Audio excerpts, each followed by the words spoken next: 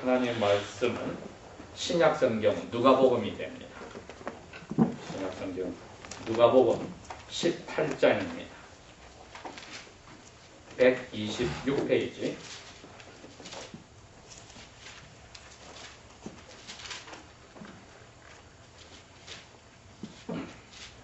신약성경 누가복음 제18장 9절 말씀부터 14절까지 하나님의 말씀 여러분께 읽어드리겠습니다.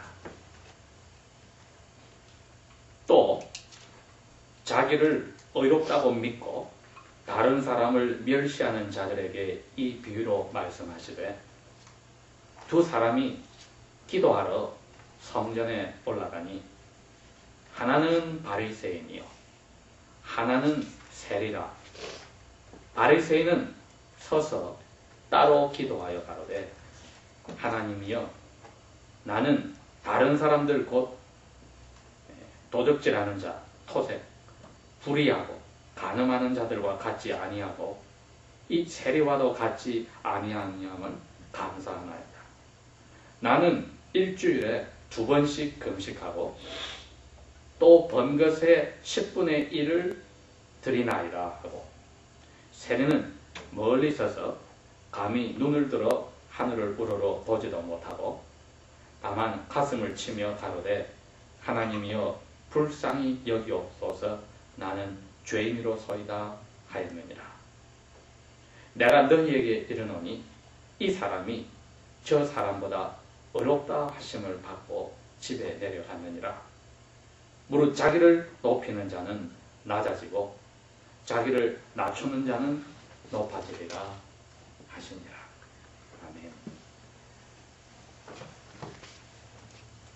누가복음은 예수님을 직접 만나지 못하였던 사도 바울의 선교 여행 중에 예수님을 만난 그 닥터 누가가 쓴 책입니다.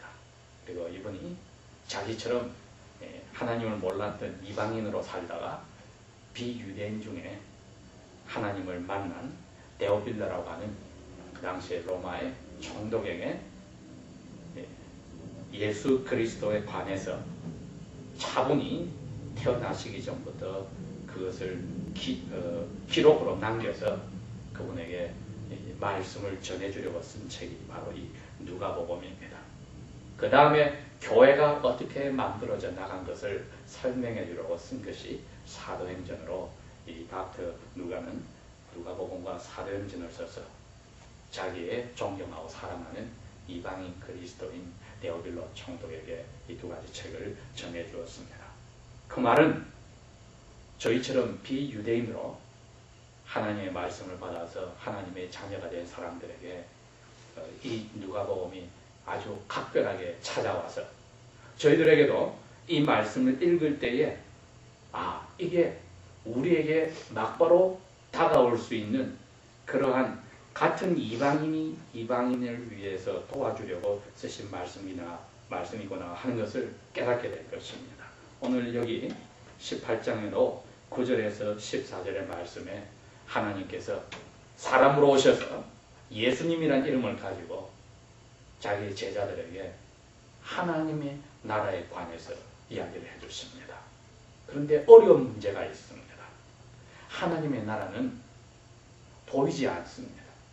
하나님의 나라는 사람의 손으로 만들어진 것이 아닙니다.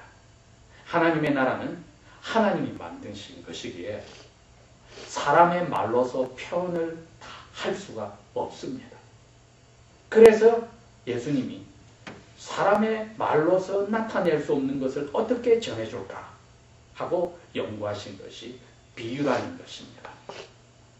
그게 원어의 뜻으로 어두운 말이다. dark saying, 파라볼에 dark saying, 어두운 말이다. 즉 사람들이 들어도 캄캄해서 잘 모른다는 방법을 쓰신 게, 그 비유를 말씀하시고 나서 그 안의 뜻을 설명을 해주시면은 알아듣게 되어 있습니다. 예수님의 가까운, 예수님을 위하여서 자기의 모든 것을 포기한 사람들에게는 예수님이 비유로 말씀하시고 나서 설명을 해주셨습니다. 우리가 바로 예수님 당시에 있었더라면 예수님을 따라다니던 사랑하는 사람들이 아니고 그냥 병이 났고 여러 가지로 도움을 받기 위해서만 따라다니는 사람이라면 비유로 말씀하시고 설명을 듣지 못하여서 예수님 말을 못 알아듣고 하나님의 나라에 대해서 모르게 됩니다. 이 비유로 말씀하시면 항상 이 두 가지로 듣는 사람에게 와서 한 사람은 들어도 더 모르게 하고 한 사람은 들어서 예수님의 설명을 붙여주면 깨달아 하나님의 나라의 백성이 되는 큰 특권을, 그 은혜를 받게 되는데 오늘날 저희들은 이 말씀을 통해서 비유의 말씀을 듣고 나서 설명까지 들어서 하나님의 나라의 자녀의 특권을 가지게 되는 겁니다. 이 비유는 주로 첫 번에 시작할 때 예수님이 배경 설명을 하시고 마지막 부분에 비유의 결론을 이야기하시기 때문에 어려운 말 같아도 저희들이 이 방법으로 하면 이해가 됩니다. 14절에 보니 무릇 자기를 높이는 자는 낮아지고 자기를 낮추는 자는 높아진다. 이게 결론입니다. 그 다음에 9절에는 그 배경이 이렇습니다. 자기를 의롭다고 스스로 믿으면서 다른 사람을 깔보는 사람 때문에 이 비유를 말하셨다. 하나님의 나라에 보이지 않는 나라의 법칙은 이렇습니다. 자기를 높인 사람은 낮아져서 그 나라에서 쫓겨나고 그 나라에 들어갈 자격이 없다고 자기를 인정하고 우리 한국 속된 말로 자기 꼬라지를 아는 사람은 하나님이 건져서 자기 아들, 딸로 만들어 하나님의 나라에 넣어줍니다. 예수님이 오셔서 가르치는 하나님의 나라의 법칙은 이 세상 사람들이 아는 법칙과 모두 다 반대입니다. 이 세상 사람은 많이 가지는 사람 복 받았다. 하나님 나라에서는 마음이 가난한 사람이 복이 있다. 이 세상 사람은 남을 정복하고 전쟁을 해서 큰 나라를, 큰 권세를 가진 사람이 신에게 축복을 받았다. 성경에서는 싸움이 아니라 평화를 만들어내는 사람, 자기 목숨까지 바쳐서 만들어내는 사람이 복이 있다. 이 세상에서는 제일 첫 번째에 나가 있는 사람이 큰 축복을 받았다. 성경에서는 맨 마지막 사람이 축복을 받았다. 하나님의 나라는 이 세상 저희들이 상식으로 아는 법에 꼭 반대입니다. 원수는 갚아서 벌을 내려서 처리해야 한다. 심지어는 부모의 원수는 같은 하늘을 이고 살 수 없다는 중국의 무서운 말이 있는데 성경에서는 원수를 사랑하고 너를 죽이려는 사람을 위해서 기도해줘라. 축복해라. 하나님의 나라의 법칙은 꼭 반대입니다. 세상의 법칙은 왕이 되고 왕관을 쓰고 나라를 다스리는 사람은 신에게 축복을 받았다. 성경에서는 왕관 대신에 가시관을 쓰고 십자가의 길을 가는 사람이 기뻐하고 축복을 받았다.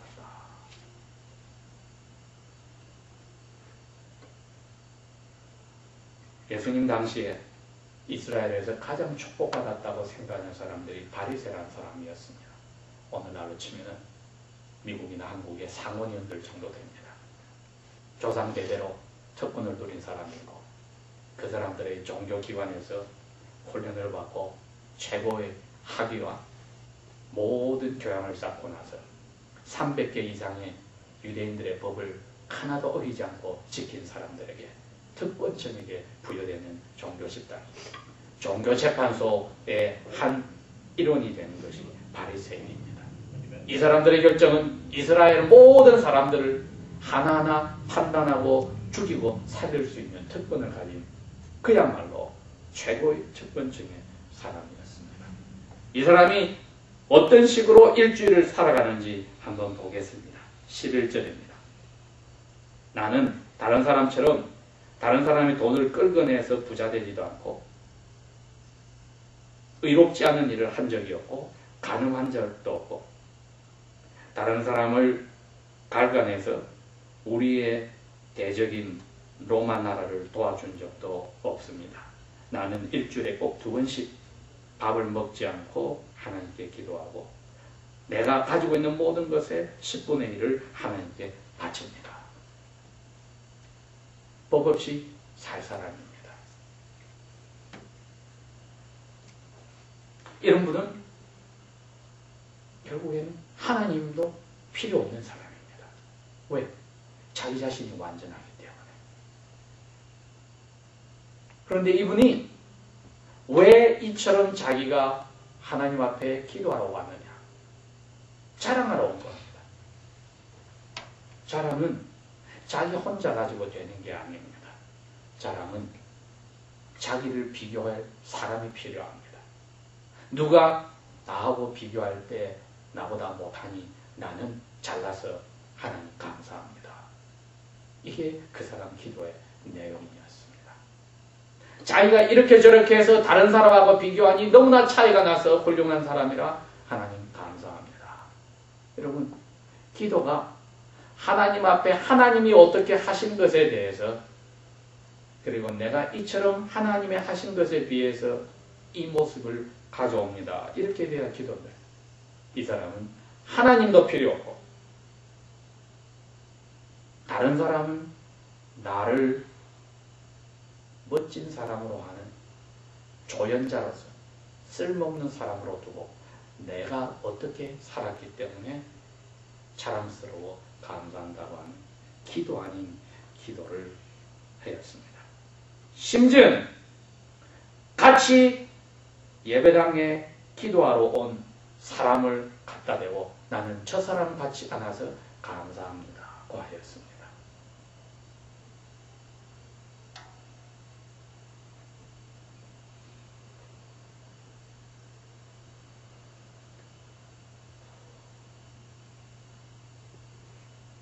이제 그 두 번째 사람은 성전 마당에서 멀리 떨어져서 하나님이 계신 하늘도 쳐다보지 못하고 가슴을 치면서 가로되 13절입니다. 하나님이여 나를 불쌍히 여기소서. 이게 원어의 표현은 나에게 자비를 베푸소서. 이 자비란 말이 죄를 항상 생각하고 이야기하는 겁니다. 이 mercy란 말은 죄를 용서해 달라는 뜻입니다. 즉 하나님이여 나의 죄를 용서하여 주십시오. 왜냐하면 나는 죄인이기 때문입니다. 이게 기도하는 사람의 모습입니다. 저희들이 오늘 예수님이 하신 말씀을 생각하면서 요점이 이겁니다. 제목이란 게 내가 하나님의 원하시는 기도자의 자세를 가졌는가? 기도자의 자세를 가졌는가? 두 종류의 기도자가 있었는데 하나는 자기를 자랑하는 자요. 하나는 하나님을 향해서 기도하는 자였습니다. 하나는 자기의 드러난 모든 사람들이 보는 판단으로 멋진 사람. 꼭 하나를 빠뜨렸는데 자기 마음을 보지 못한 사람이었습니다. 다른 하나는 다른 사람의 눈으로는 형편없는 사람. 그러나 하나님의 나라에서는 하나님이 너무나 좋은 사람이라 어쩔 줄 몰라 기뻐하는 사람. 왜? 그 사람은 자기 마음을 보고 있었기 때문에. 다른 사람에게 인정받는 행동을 통하여서 자기를 자랑하는 사람은 하나님에 대해서 모르는 것이 뭐냐면 하나님이 자기 마음을 보고 있는 것을 몰랐습니다. 이 사람들은 기도할 시간이 되면 자기의 사무실에서 나와서 사람들이 가장 많은 곳, 오늘날 치면 몰이죠. 시장통으로 가서 거기서 손을 들고 기도를 시작한다고 했습니다. 왜? 사람들이 자기 기도하는 걸 봐서 자기를 인정해주고 존경해야 되니까. 그러니 하나님에 대해서 이 사람이 놓친 것은 사람의 마음을 하나님이 보신다는 것을 놓친 겁니다. 하나님의 나라에서는 이 사람은 낮아서 쫓겨난 사람입니다. 예수님의 표현으로는 바깥 어두운 가운데서 슬피 울며 이를 갈미 있으리라. 마귀와 그를 따르는 악한 영들을 위해 준비한 지옥에 가는 사람입니다. 예수님이 설교하실 때 꼭 한 종류의 사람에 관해서는 저주를 하셨는데 바로 바리새인들 율법사라고 했습니다. 자기만 지옥에 가는 게 아니라 자기 말을 듣는 성도들까지 천국 문을 막아서 못 들어가게 지옥으로 인도하고 그랬습니다. 더 무서운 것은 산을 건고 바다를 건너고 강을 건너서 한 사람을 유대교로 개종을 시켜놓고 자기가 지옥 가면서 그 사람도 따라 지옥으로 데려간다고. 그렇게 예수님이 바리새인들과 율법사들의 그 당시에 국회의원들과 종교재판소 회원들에게 격렬하게 저주의 말을 하신 이유가 그 사람들은 하나님을 생각할 때 마음을 들여다보지 않았습니다. 참된 기도자의 자세는 하나님의 나라에서 하나님이 보시는 방법이 사람의 마음에 중요한 것을 보기 때문에 여기에 사람의 눈에는 자기의 동족들에게 필요 이상의 세금을 뜯어서 자기가 부자가 되고 나머지는 자기를 점령한 나라인 로마 황제에게 갖다 바치는 세리가 사람들의 나라에서는 손가락질을 받지만 하나님의 나라에서는 이 세리가 마음속에 가지고 있는 생각을 기뻐하시고 높이 들었는데 그게 뭐냐? 나는 죄가 너무나 많은 사람입니다. 마음속에 나는 속속들이 썩어 있는 사람입니다. 그래서 하나님을 쳐다보고 감히 기도도 하지 못하고 내 주위에 누가 있는지 나는 지금 생각도 못하고 하나님 나의 죄를 메시아를 통해서 용서하여 주십시오. 오늘 아침에 예수님의 이름으로 용서해 달라는 겁니다. 그렇게 하고 두 사람은 예배당을 떠났더니 예수님이 그럽니다. 그 잘난 바리새인은 자기가 죄를 지었다고 생각 안 했지만 하나님은 죄인으로 그대로 두었어. 그러나 사람의 나라에서 손가락질 받던 세리는 자기가 죄인인 것을 알고 그것을 용서해달라고 겸손히 기도한 자세를 가졌더니 그 마음에 죄 용서를 받아 의로운 죄 없는 사람으로 집으로 돌아가느니라. 여러분, 두 사람이 예배를 끝나고 돌아갔을 때에, 기도를 끝나고 돌아갔을 때에 두 사람의 마음이 어떠했을까? 한쪽은 뿌듯했을 겁니다. 왜? 이 세상 누구하고 비교해도 나는 떳떳해. 하나님의 나라에서는 죄가 그대로 남아있는 하나님의 은혜가 자비가 필요 없는 사람으로 저주의 자리에 악한 영과 그의 두목인 사탄이 있는 지옥의 자리에 남아있는 사람이었고 나머지 한 사람은 돌아갈 때 마음속에 내 죄가 용서받아졌으니 이제는 내가 이러한 삶을 살지 않겠다 하는 희망을 가지고 간 사람. 하나님과 자기 외에는 그 다른 것을 다 잊어버리고 이제는 내가 하나님의 은혜로 자비로 죄를 용서받았으니 이 죄의 삶 속에서 벗어나겠다. 희망과 결심을 가지고 간 사람입니다. 2000년이 지나고 오늘날 저희들에게도 하나님이 그렇게 찾아오는 겁니다. 너희들이 주일날 예배하러 왔을 때에 일주일 동안에 내가 어떻게 사람들을 도와주었고 어떻게 성경을 열심히 읽고 기도를 열심히 했고 수요일에 참석하고 금요철에 참석하고 모든 새벽기도 참석하고 헌금을 내가 번 돈 이상으로 낸다. 그리고 내가 예배 한 번도 빠진 적이 없고 항상 먼저 오고 가장 늦게 가고 꾸준히란 예배당에서 다 하고 발 없는 사람은 차를 대주고 가난한 사람은 내 집에서 재워주고 다 했다. 마음이 무엇인지를 한 번도 생각해 보지 않은 사람은 바리새인의 자리에 있다는 겁니다.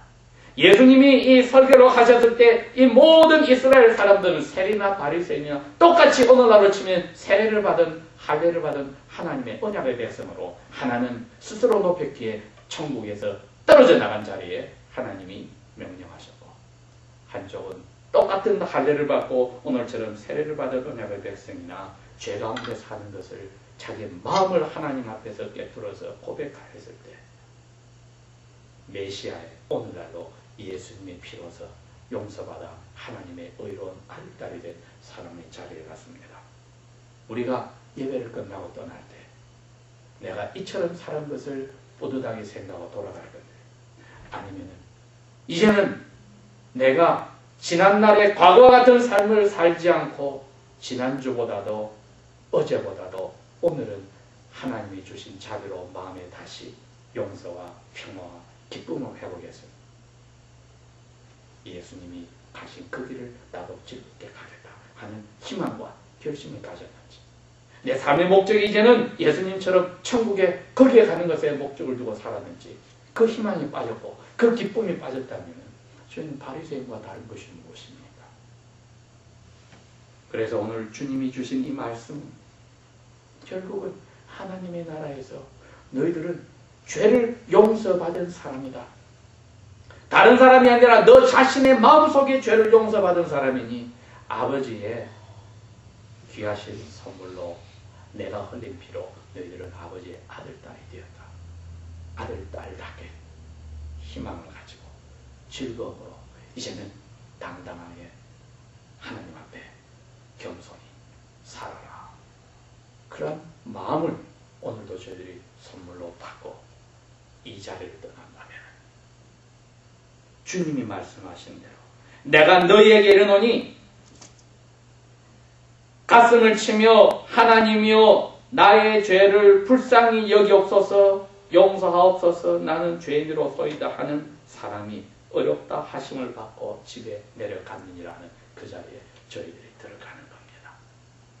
참된 예배의 기쁨은 나의 죄가 정리되어서 예수님처럼 다시 하나님의 아들, 딸로 이제 다시 그 길을 들어간다는 그 결심과 희망을 가지는 데 있습니다.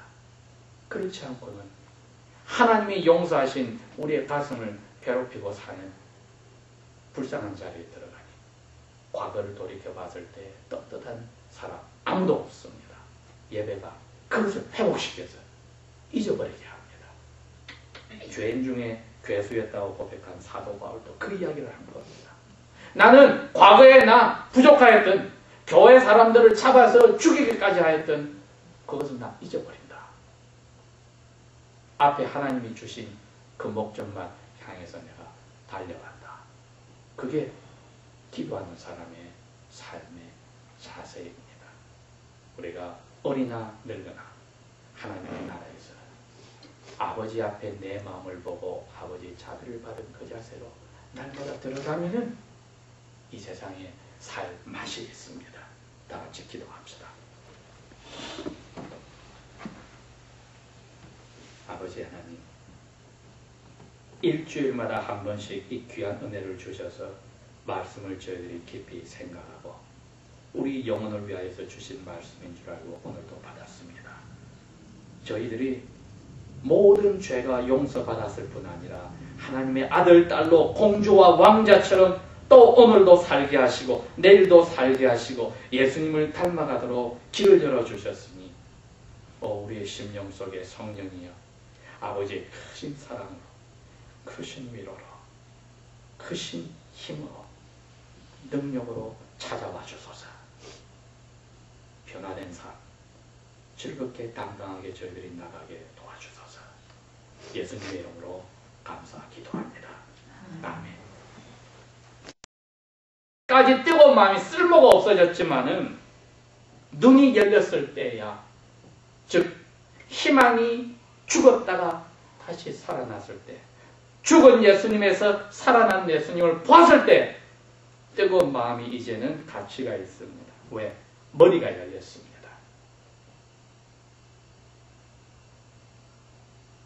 오늘 저희들이 예수 그리스도를 길이다, 삶에 걸어가는 길이다, 삶의 모든 중심이 되는 진리다, 그리고 인생에 사는 자체의 생명이라고 믿는다면 하나님의 말씀을 이제 공부할 때 이 자세로 들어가야 합니다. 하나님의 말씀을 공부하고 가르치는 자리를 놓치지 말고 여기서 예수님을 찾아서 그 순간에 이 마지막 슬픔에 있던 두 제자를 슬픔에서 기쁨으로, 절망에서 희망으로, 그 다음에 양심의 가책 속에서 떳떳함으로 바꿔준 그 자리로 저희들이 하나님의 말씀을 가지고 찾아내면은 고난받으신 주님은 우리에게 너희들은 이제는 삶의 고통도 고통이 아니니라.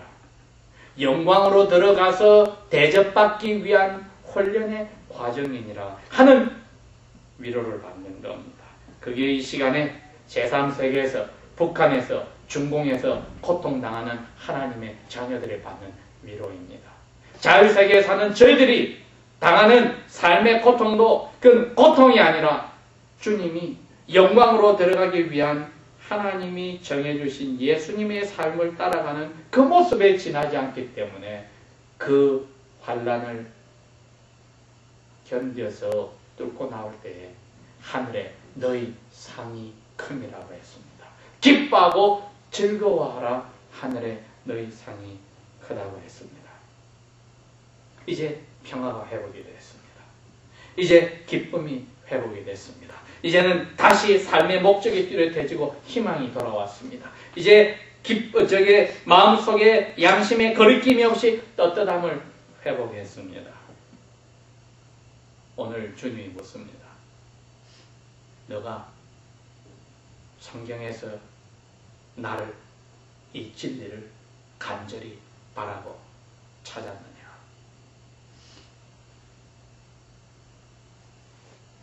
그러면은 일주일 동안의 삶 속에 쭈그러드는 삶이 주일마다 다시 회복이 되고, 이 훈련을 통하여 월요일이 극복이 되고, 화요일이 극복이 되고, 수요일이 극복이 되고, 목요일이 극복이 되고, 금요일이 극복이 되고, 토요일이 극복이 될 때에 우리에게는 매일의 삶에 어떤 일이 생겨도 마음에 하나님이 함께하는 천국의 시작